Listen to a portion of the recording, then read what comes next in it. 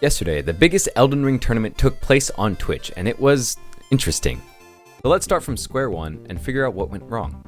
The tournament featured a few high-profile Twitch streamers, but barely anyone from the actual Elden Ring or Souls content scene. You had people like XQC, Disguised Toast, and Lyric, but only a few actual Souls veterans such as Ouroboros and Lobos. Out of 16 people total, I was also asked to join a team by one of the team captains named Girl DM. And I was excited as this was my first big event, and as someone who's recently been making strides on the YouTube side of Elden Ring, I thought it would be great to show off what I can do. This is where the problems start to arrive.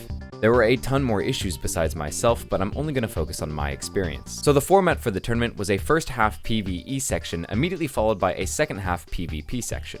My team got second overall in the PvE section because the Twitch Rivals staff made these unique scavenger hunt-like challenges, which rewarded us points while we speedran to craft our PvP builds. We completed 19 out of 25 achievements total for this section, and I actually got 15 of my team's 19 achievements by myself. Now, to give the event some credit, I thought that the PvE section to craft our builds while achievement hunting was great. They weren't really hard and honestly were pretty fun. We essentially had to create new characters and run through the game sort of testing our speedrunning skills for achievement points while we craft a build from the ground up and reach the level cap. We were given 2 hours from start to finish to collect as much gear as we needed and to hit level 50, which was our given level cap decided by the tournament. We could use pretty much anything as the ban list for what we couldn't use was shockingly small, but we'll get into that in a bit.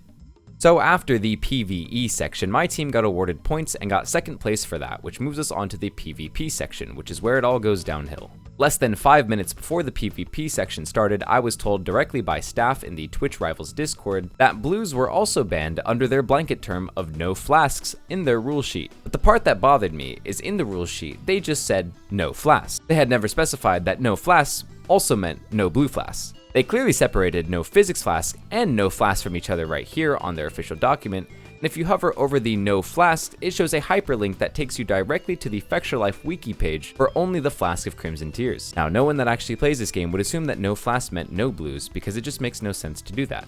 This is a pretty big deal to ban blues in a duel. While not completely unfair, I only went with a Battle Mage build because no flask assumes no healing, and I wanted to show off a unique build to show the upper limits of what could be achieved within a 2-hour time limit other than a Halberd or Vike's Warspear.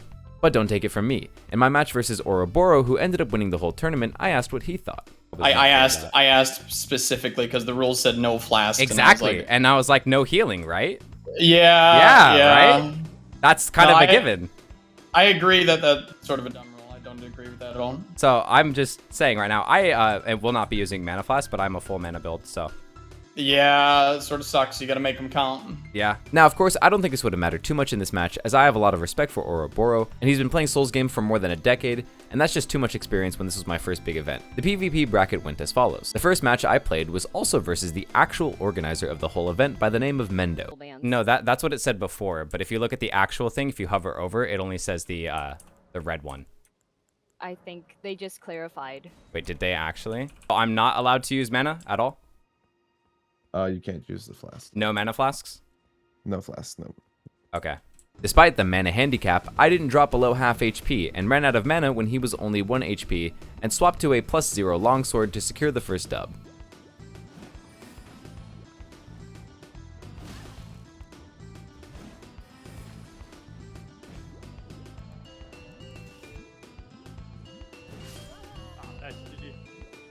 That being said, from there I faced Ouroboros next, which I lost, but we had a lot of fun because we had to wait a long time before we were allowed to duel, so we had a staring contest until they were ready.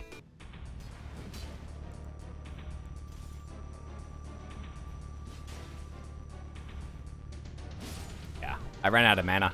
GG's. Yeah, good fight, dude. Oof. I just had no mana at the end, but I got caught by too many crouch pokes, so I don't think that mattered too much, but I could have turned it if I had more. That sort of crap then. No, it's fine. It's a good honor playing against you.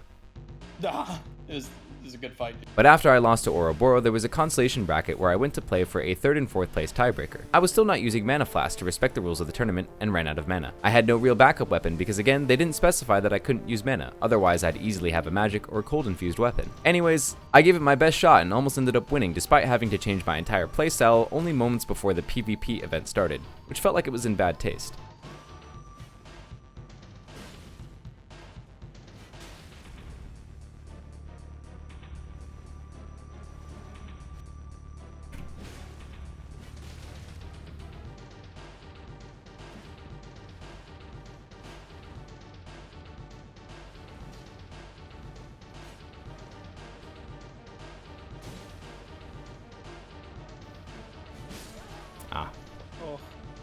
Yeah, Yeah. GG. Great.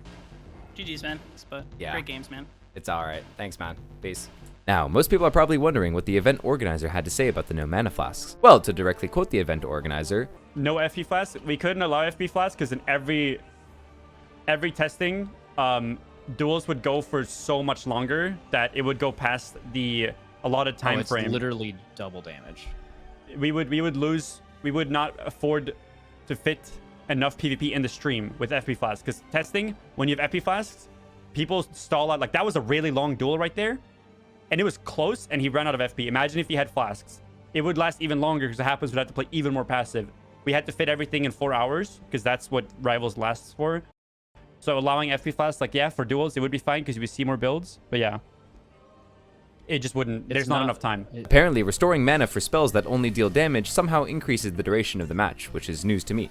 If anything, all my matches took longer than they normally would because I had to stall and wait for openings to not risk wasting my mana on a hit that was dodged. But who cares about that? Let's get down to the stakes.